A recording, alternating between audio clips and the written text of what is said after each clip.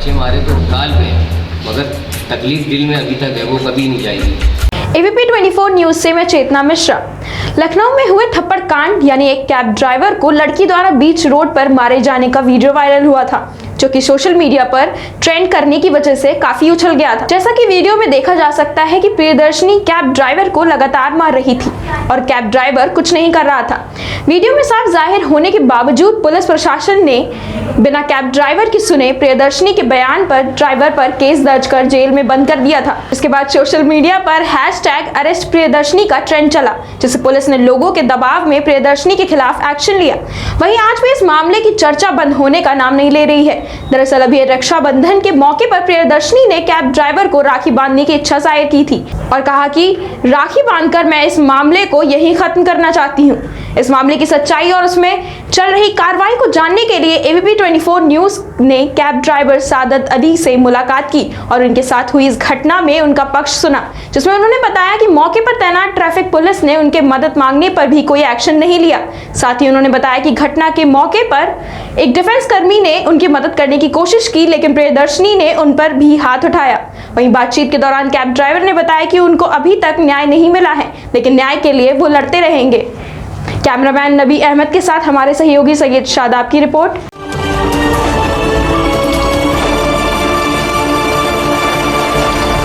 मैं Syed Shadab ABP news से। अभी लखनऊ में एक मुद्दा बहुत ही ज़्यादा गरमाया हुआ था, जो था एक कैब ड्राइवर और बहुत ही मशहूर लड़की, जिसको मशहूर बेफालतू में किया गया है, उसका नाम है प्रियदर्शनी। उसने एक कैब ड्राइवर को बेवजह मारा और मारने के बाद धमकी भी दी। आज हम उसी कैब ड्राइवर के पास आए हैं। तो सर, सबसे पहले तो आप मुझे ये बताइए कि आपका नाम क्या है? सर, आप मुझे ये बताएं, उस दिन एक्चुअल में क्या हुआ था?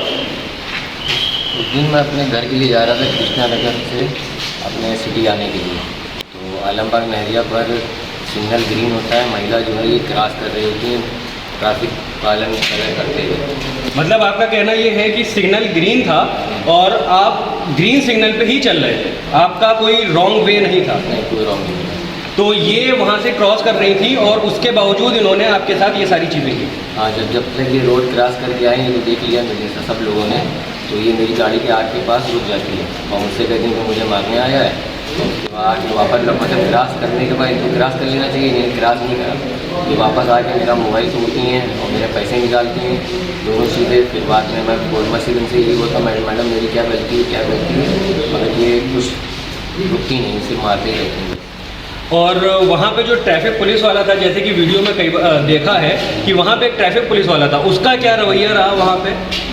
उसको भी मैंने बोला, वो भी कुछ नहीं कह रहा है। मैं उससे बोल रहा हूँ कि महिला पुलिस बुलाइए सर, इनको अरेस्ट कराइए। तो जब तक महिला पुलिस आई तब तक तो हम बहुत मार खा चुके थे, मेरा बहुत नुकसान कर दिया तो नहीं। और जैसे कि अभी आपने बताया कि मोबाइल आपका ले लिया, मोबाइल क्या मतलब गाड़ी, जब आपने गाड़ी रोकी तो उसने जबरन गेट खोल के आपसे जबरी तौर पे मोबाइल छीना है आपसे? उस समय मैं सीट बेल्ट पहना था अपनी गाड़ी की और मास्क लगाया हुआ था।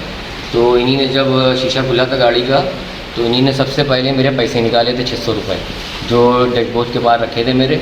निकालने के बाद इन्हीं ने, मैं जब तक मैं इनको बोलूँ चिल्लाऊँ, जब तक उन्हीं ने मेरा मोबाइल उससे गाड़ी में स्टैंड लगा होता है, ओला गाड़ी जितनी गाड़ी होती है उसमें स्टैंड लगा होता है, उससे उन्हें निकाल के सबसे पहले नीचे फेंक दिया। फिर मैं जब तक दरवाज़ा खोलूँ तो उधर वाले जाके फेंका, उन्हें 3-4 बार इन्होंने तोड़ा मोबाइल को। मैं उनसे कह रहा हूँ मैडम मेरी क्या गलती, मुझसे क्या गलती होगी? और मैं चिल्ला भी रहा हूँ, बोल भी रहा हूँ कि सर देखिए मुझे बचाइए, कोई पुलिस वाला कोई मेरे पास नहीं आया था उस समय।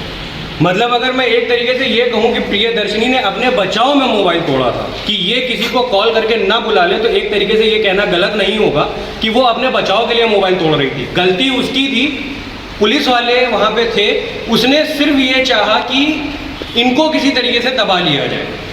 और सर उसके बाद क्या क्या नुकसान हुआ आपका? मेरी गाड़ी की मिरर तोड़े, ये तो देखा ही होगा वीडियो में। सबसे पहली चीज़ तो आप ये बताइए, जो गाड़ी आप चला रहे थे वो आपकी अपनी थी या किसी और की थी? नहीं, वो हमारे मालिक की उनकी थी, असदुल्ला खान।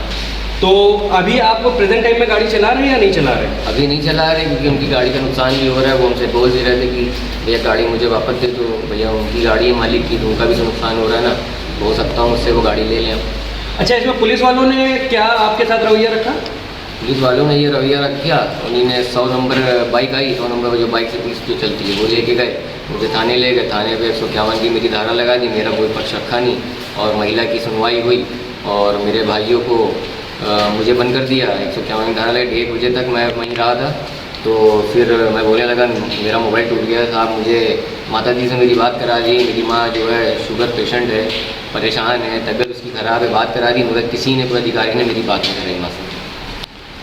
तो जैसे कि आप सुन रहे हैं कि एक महिला की सुनवाई हुई, और वो महिला भी एक ऐसी महिला जिसका कोई मोटिव नहीं था, और इनकी जैसे कि बहुत सारी चीज़ें हमने चेक करी हैं जब से ये हादसा हुआ है। प्रियदर्शनी जी की हमने लोगों ने बहुत सारी चीज़ें चेक करी हैं, जैसे कि इनका इंस्टा अकाउंट, फेसबुक अकाउंट, बहुत सी चीज़ें सामने आई हैं। ये इसी तरह का एक केस और भी कर चुकी हैं। और मैं आपसे एक चीज़ और जानना चाहूँगा, उसी रात में एक डिफेंस वाला बंदा आपके सपोर्ट में था।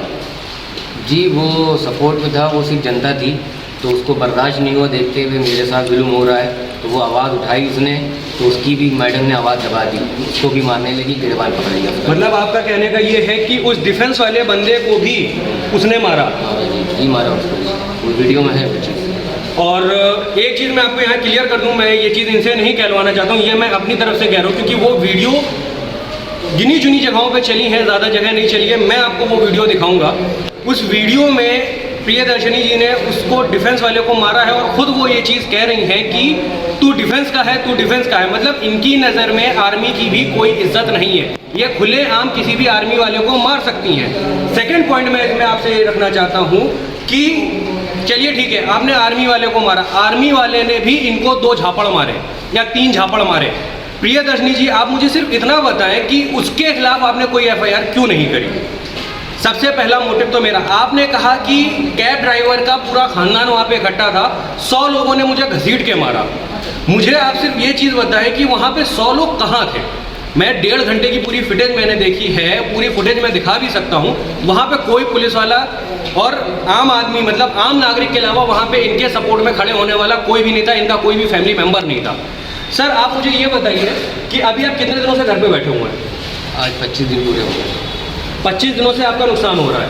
आप इसमें किसी तरह की कोई कार्रवाई हमारी अभी कोई नहीं हुई है। वो हमारे वकील साहब जो हैं वो बताएंगे उसके बारे में, हमें तो उसके बारे में नॉलेज इतनी है। अच्छा, एक चीज़ मैं आपसे और पूछना चाहूँगा। अभी 2-3 दिन पहले की बात है, रक्षाबंधन से पहले की बात है, एक न्यूज़ चली थी जिसमें प्रियदर्शनी जी ये कह रही हैं कि मैं आपको भाई बना लूँ, आपके राखी बांध दूँ। क्या ये सच है? नहीं, ये सब झूठ है, ये सिर्फ जनता को गुमराह कर रही हैं। और आप एक चीज़ ये बताइए कि जो अगर बहन का इन्हीं ने रिश्ता रखना था, तो बहन अगर होती तो 3 तमाचे मार के वो वहीं पे सब खत्म कर देती, मगर इन्हीं ने 22 तमाचे मारे तो गाल पे, मगर तकलीफ दिल में अभी तक है, वो कभी नहीं जाएगी। एक तरीके से अगर मैं ये देखूं तो जैसे इस सरकार ने ये चीज़ कही थी कि लड़कियों का या औरतों का पक्ष रखा जाएगा, तो इस तरीके से अगर लड़कियों का या औरतों का पक्ष रख के एक लड़के को दबाया जाए या एक आदमी को दबाया जाए, तो क्या ये सही है? ये कहीं से भी किसी भी तरीके से सही नहीं है। इस तरीके से ये सिर्फ और सिर्फ नफरतें पैदा कर रहे हैं अपने लिए। कई सारे एग्जाम्पल ऐसे मार्केट में हैं। अब मैं जो इनके वकील साहब हैं उनसे एक बार बात करना चाहूँगा कि उन्होंने किस तरीके की कार्रवाई करी है और क्या क्या चीज़ें वो आगे मांग कर रहे हैं कि इनके हक में इनको मिले। आइए चलते हैं वकील साहब के पास। सर, सबसे पहले तो आप अपना नाम बताइए। मैं एडवोकेट रियाज अली खान, लखनऊ से। सर, तो अभी तक के इनके केस में क्या चीज़ें हुई हैं? सर, जैसा कि आपको बता दें कि 30 तारीख की जो घटना थी, मैं 30 तारीख को सहायक पुलिस आयुक्त के मैं गया था। जब इनका 151 में चालान हुआ था तो मैंने इनकी वहाँ पर मुचल के फिर रिहाई करवाई थी, बेल कराई थी। देन उसके बाद वहाँ से सर्टिफाइड कॉपी लिए आए हैं जिसमें हम ऑब्जेक्शन फाइल करेंगे। 13/9 की उसमें डेट भी लगी है। और जो 394 में इनके ऊपर मुकदमा पंजीकृत हुआ था 427 में, उसमें पुलिस ने निष्पक्ष रूप से जांच न करते हुए 394 का सेक्शन रिमूव कर दिया है और बिलो 7 ईयर के सेक्शन में चार्जशीट उसमें लगा दी है। और अभी तक के इनको जैसा कि न्याय की बात हम कर रहे हैं कि न्याय इनको अभी उसमें नहीं मिला है, जिसमें हमने प्रोग्रेस रिपोर्ट भी डाली थी समक्ष न्यायालय के सामने प्रस्तुत होकर। उसमें रिपोर्ट में भी ये आ गया है लिख के कि 394 के सेक्शन का लोप हो गया है, जिसमें 323, 504, 506 और 427 में चार्जशीटेड हो गया मामला। तो आगे अब हम इसमें हमने एक IGRS भी मूव करी थी जिसमें जल्द ही उसमें बयान होना है तीनों भाइयों का, सादत अली का, इनायत अली का और दाऊद जी का। बस अब इसमें आगे ये है कि अब जल्द से जल्द उम्मीद लगाए में हम लोग कि हमारी जैसी एप्लीकेशन मूव होगी तो उस पर सबमिट होगी, फिर उसके बाद देखते हैं कि क्या होता है। अच्छा, अभी जो थाने पे इनके खिलाफ जो केस लगाया गया, मेरी सुनने में आया है कि 151 का लगाया गया है। मुझे आप ये बताएं कि इन्होंने किस बेस पे 151 इनके ऊपर लगाया था? बेसिकली जो 151 का जो सेक्शन है वो शांति भंग करने का है, और जैसे कि आप लोगों को बता दें कि उसमें जो पुलिस ने 151 में कार्रवाई करी थी, तो वो कार्रवाई जो है बेबुनियाद है, और उन्होंने फर्जी तरह से इनके ऊपर 151 में मुकदमा पंजीकृत करा था। क्योंकि ये अपना रोड से आ रहे थे, वो लड़की जेब्रा लाइन क्रॉस कर रही थी, वो महिला थप्पड़बाज महिला जो है, तो उसने इनको फर्जी रॉन्गफुल रिस्ट्रेन करा इनके साथ, और पुलिस ने उसमें 341 का भी सेक्शन नहीं लगाया, 325 का भी नहीं लगाया, बहुत से सेक्शन उसमें से लूप कर दिए। तो हम यही कहना चाहेंगे कि जो है कि पुलिस ने इसमें निष्पक्ष रूप से काम नहीं किया है। तो मेरा जो आगे का स्टेप है, हम दोबारा से अब हम पुलिस के लिए भी कुछ ना कुछ उसमें प्लान करेंगे, हम लोग करेंगे। अगर मैं आपसे एक तरीके से ये कहूँ कि 151 जो इन्होंने इनके ऊपर लगवाया, जी प्रियदर्शनी जी ने इनके ऊपर लगवाया, कैब ड्राइवर के ऊपर, जी, तो मेरी समझ में तो वो 151 प्रियदर्शनी के ऊपर लगना चाहिए। सर सही मायने में उनके ऊपर 308 में और 394 में उन्होंने 600 रुपये की लूट करी है, और 308 में इन्होंने उनको मारा, गंभीर चोटें आई हैं।